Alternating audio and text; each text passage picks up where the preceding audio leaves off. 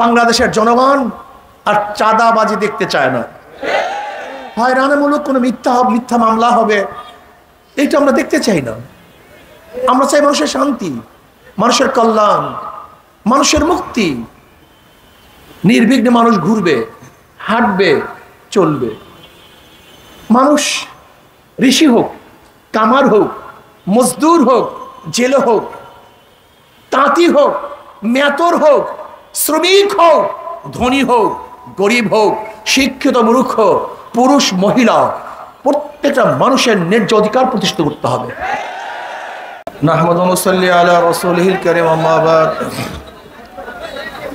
আউযু বিল্লাহি মিনাশ শাইতানির রাজীম, বিসমিল্লাহির রহমানির রহিম। ওয়া তিলকাল আইয়ামু নুদাবিলুহা বাইনান নাস। সবাই বলেন সাল্লাল্লাহু আলাইহি ওয়াসাল্লাম। ইসলামী আন্দোলন বাংলাদেশ মাধবদী থানা শাখা কর্তৃক আয়োজিত আজকে সমাবেশের সম্মানিত সভাপতি, জাতির শ্রেষ্ঠ সন্তান, শ্রদ্ধাভাজন ওলামায়ে কেরাম এবং সর্বস্তরের জনগণ ভাইয়ের আমার, আল্লাহ পাকের শুকর যে মাওলাই কারীম আপনাকে আমাকে চতুর্থবার স্বাধীনতার স্বাদ গ্রহণ করার তৌফিক দান করছেন। আসলে আমাদের এই দেশ 2024 5ই আগস্টই শুধু স্বাধীন হয় নাই, এর আগেও 3 বার স্বাধীন হয়েছিল। একবার ব্রিটিশ থেকে স্বাধীন হয়েছিলাম, আবার ভারত থেকে পাকিস্তান নামীয় দেশ পাওয়ার মধ্যে স্বাধীন হয়েছিলাম, আবার পাকিস্তান থেকে বাংলাদেশ নামীয় এক স্বাধীন বাংলাদেশ আমরা স্বাধীন হয়েছিলাম। আবার 2024 5ই আগস্ট ছাত্র এবং জনতার গণবিপ্লবের মাধ্যমে ফ্যাসিস্ট স্বৈরাচার খুনি এক সরকারের বিরুদ্ধে আন্দোলন করে আমরা স্বাধীন হয়েছি।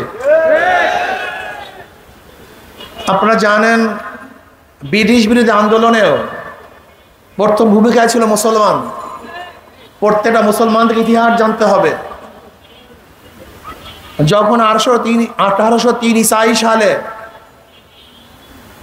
দিল্লি শাসক জাফরের থেকে ব্রিটিশরা দিল্লি দখল করেছিল, তখনই শাহ ওলিউল্লাহ মুহাদ্দিস দেহলভী রহমাতুল্লাহ আলাইহির বড় সাহেবজাদা ঘোষণা দিয়েছিলেন, আজকের থেকে পাক ভারত উপমহাদেশ দারুল হরব, এদের বিরুদ্ধে আন্দোলন করা প্রত্যেকটা মুসলমানদের জন্য ফরজ আইন।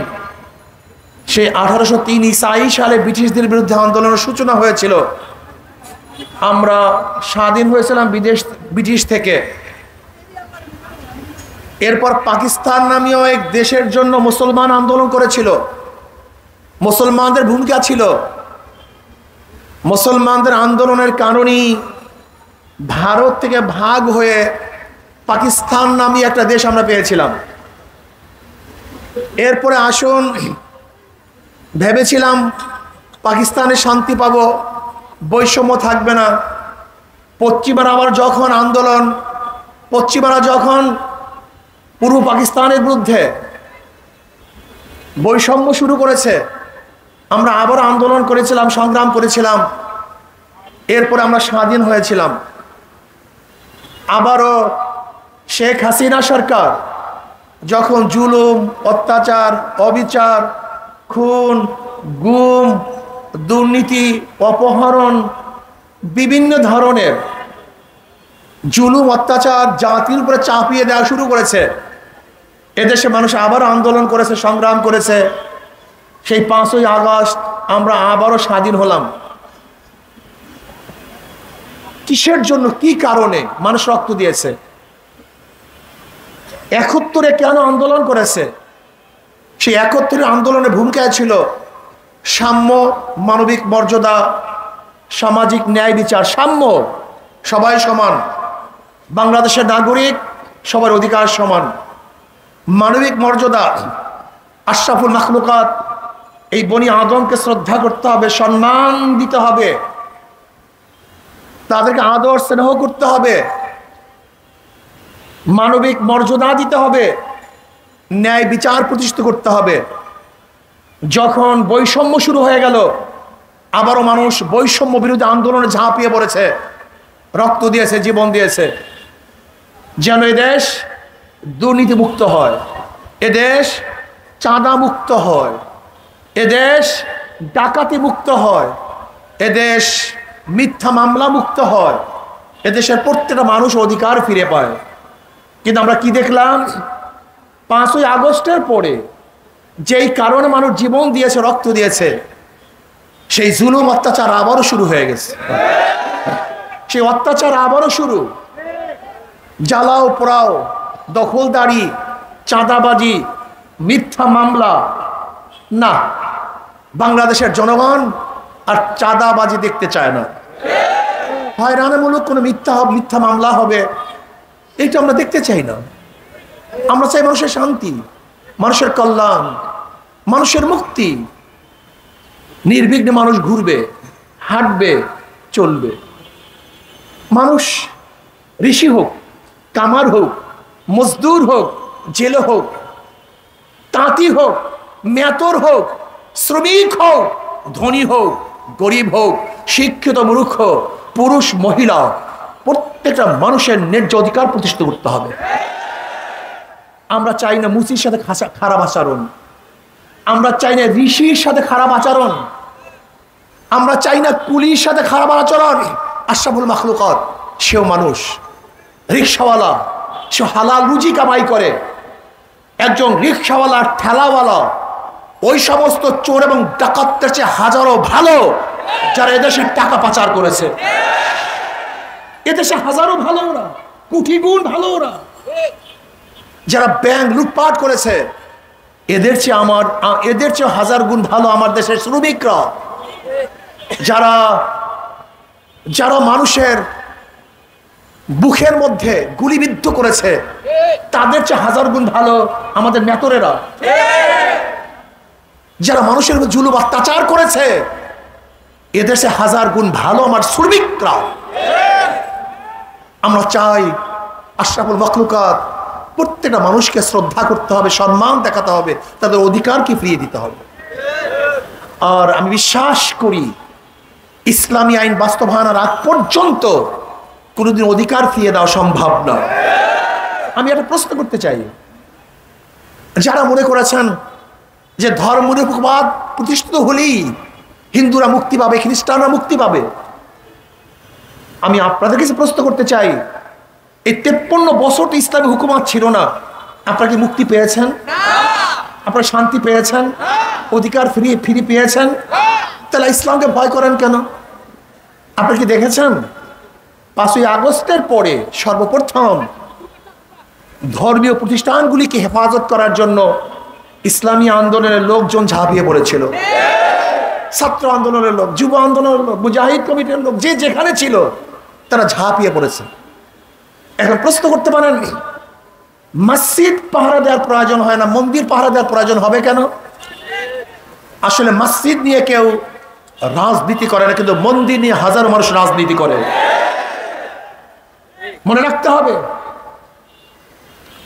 মন্দির ভাঙ্গার কারণে মন্দির পাহারা দেয় না, বরং মন্দির ভেঙ্গে এ দেশকে ধ্বংস করার যারা চক্রান্ত করে তাদের বিরুদ্ধে পাহারা দেই।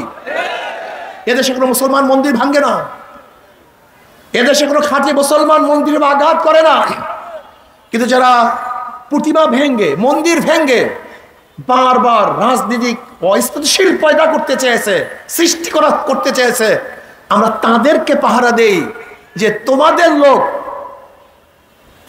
লোক যেন মন্দির ভেঙ্গে এই দেশকে ধ্বংস করতে না পারে, এর জন্য পাহারা দেই।